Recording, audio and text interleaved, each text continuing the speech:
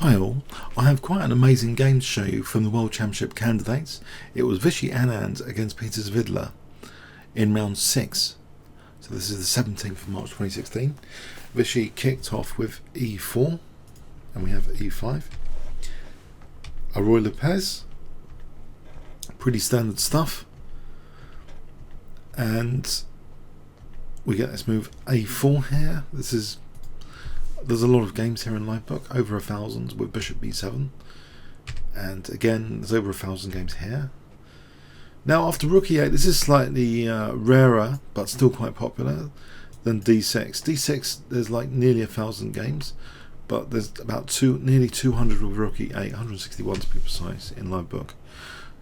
So we're venturing off a bit with Rook E8, Knight D2, Bishop F8, and we're slowly coming out of very heavily trodden territory. Now we're like into a handful of games. Bishop A2 has been played before, 5 times according to Livebook. Now in this game Bishop C2 was played and C5.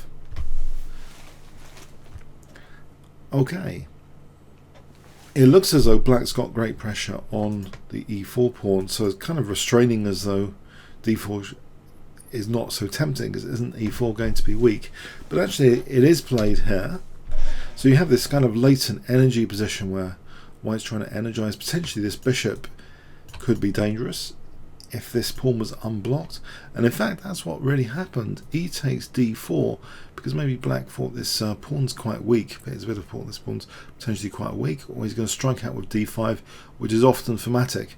And in fact here that's the idea, to play D5 in this position.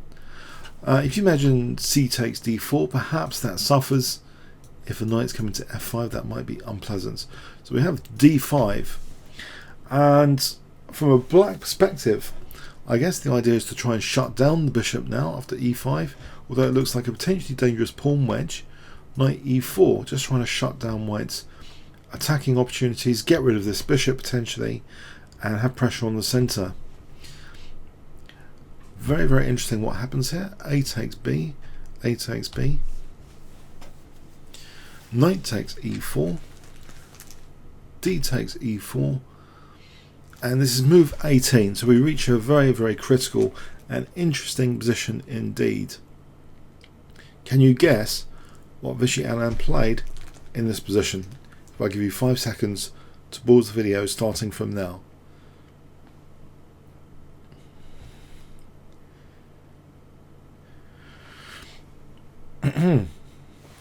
An amazing looking move. Rook takes E4, exchange sack.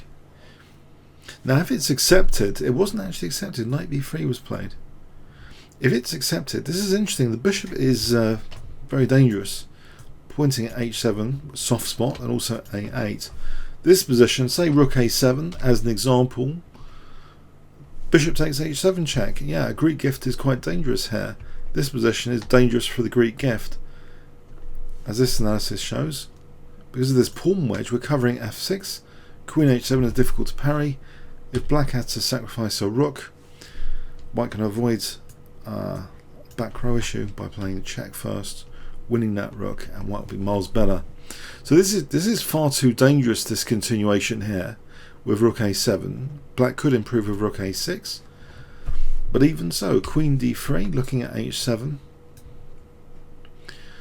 So Rook A6 would kind of avoid the main nasties of the Greek gift, but this position is still quite good for White because different issue now. These passed pawns, well, this passed pawn, Bishop D2, it's very, very good for White, this kind of position. There's a tactical Knight C6 here to get out of the pin, but you know, this position is good for White. So it just looks like a great positional exchange sack. The engine choice here is actually to play Knight C4, just ignore the exchange sack, in which case, say taking this position, G6, here, it's interesting. It's just an interesting position. It might not be completely winning for anyone, but in the game actually Knight B3 was played, and we have Rook takes A8, bishop takes. And now, very, very direct on the soft spot. You might think this only happens in 5-minute games on the ICC, in my games in particular, soft spots for h7. But actually here, yeah, if you look at it, there's no defensive knight for h7. And Vishy just goes for it. Sometimes simple is effective. Sometimes you don't have to be that sophisticated, even if it's a super GM game. Knight g5. It looks at h7. It introduces queen h5 as an idea now to probe both pawns. Is it easy to refute this?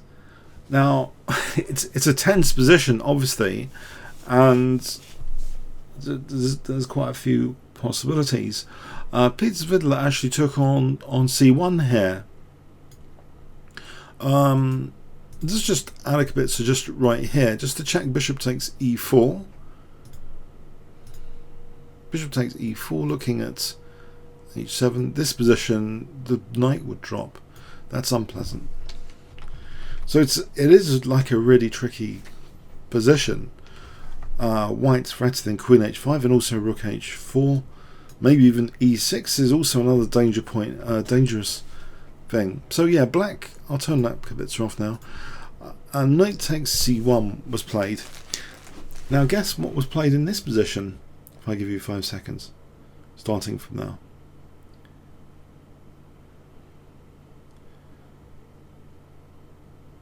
Okay, White wants to keep his orientation for the soft spots, so doesn't bother to recapture. He plays queen h5, hitting the soft spots f7 and h7.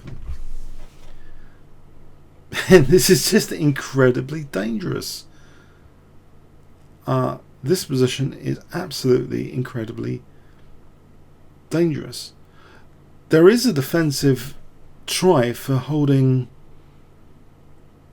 h7 here. Black can actually play bishop takes e4, holding h7. Let's just check this one out. Pardon me. Let's just check this one out. Now, believe it or not queen takes f7, because here there's nothing. In this position, well, apparently there's nothing. Bishop takes e4, and then what? This is a forced mate. If here, check, and then queen g6. And the damage is done here because of queen h7 coming up. We're going to be mating black.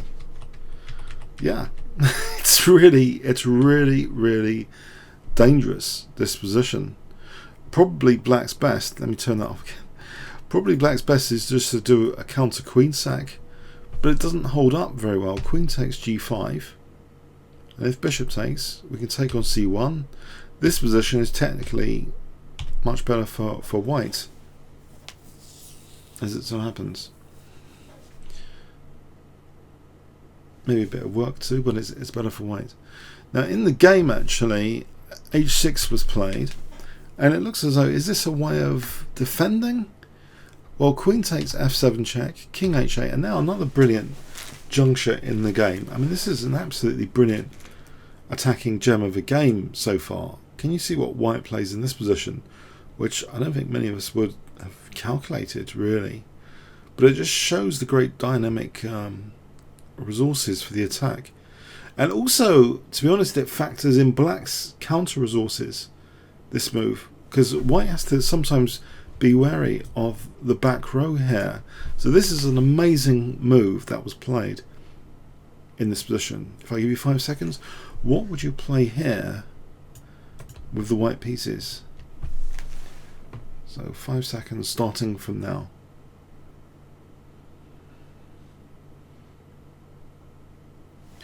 Okay, Vishy played rook g4. It's a silent but killer move. It really is. Amazing. The first thing to note is if here, then that's no good actually because of the check. And we have that classic mechanism of bishop h7 check, bishop g6 check, and mating like that. So that's no good to take the knight with the pawn. You might think, well, knight e2 check, and this is really fascinating because it's here, king h1, actually loses for white because of the back row after queen a5. White hasn't got enough time to try and mate black here and stop these back row mates is very tricky. You know, for example here, check, and it's embarrassingly mate. But it turns out that knight e2 check fails because of king f1, and then there's not much for black. If black tries, well, we can just take on e8 safely, winning. There's nothing for black there. So, but in the game we see actually queen a5, forgetting the check, just going for queen e1.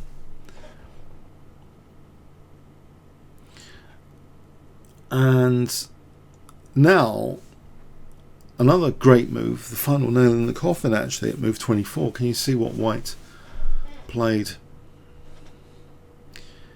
in this position, which gets rid of any hope for black. Black is faced with queen g6, queen f5, just on this sensitive diagonal. So what does white do though? Because look at that bishop there, it's dangerous. Can't play g3 because queen e1 is still mate. You play g3, so okay. h4 was played, yeah, just to give the king h2, and this wasn't tested actually, the check. There's nothing that happens after it. It wasn't even tested. Black actually resigned. Peter Svidler actually resigned. Let's have a look. Final position. If we throw the check in, pardon me, if we throw the check in, what do we do here? There's also queen takes e8 now as well as queen g6. These are the two major threats. It's actually not possible to defend this. If the rook moves off, we've got taking on f8 anyway immediately. If the rook doesn't move off, I mean the first rank we've got queen g6. And how does black actually defend the soft spot? Because the knight's controlling f7, and if hg, we've got this mate in one actually there. Because we've got the battery on h7. What does black do? He's not in any position to defend this. So yeah, this game shows that you know, even at the Super GM level, in the Royal Pairs, tried and tested, thoroughly analysed, Peter Svidler's a great exponent of the Royal Pairs, that his soft spots can come up to the surface with precise attacking play. You know, he's got he had major king safety issues in this game, but remarkably accurate play from Vishy, because what else apart from h4? Actually, it turns out in this position, h4 might not be the only winning move. Knight f3 apparently. And here, if queen a1, h3, this is also, for those technically interested, I mean, this is also good for white. But h4 is actually like the very strongest, just defending the knight and giving the king h2. So yeah, it's just a very, very interesting game. The exchange sack on e4, yeah, was a great liberating move, you know, maximizing the power of white's pieces. There's some very critical lines with knight c4, to be honest, though, where white wouldn't necessarily be smashing through on the king side.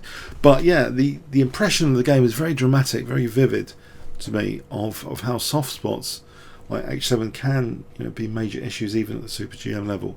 So I hope you got something from this game. Comments or questions on YouTube. Thanks very much.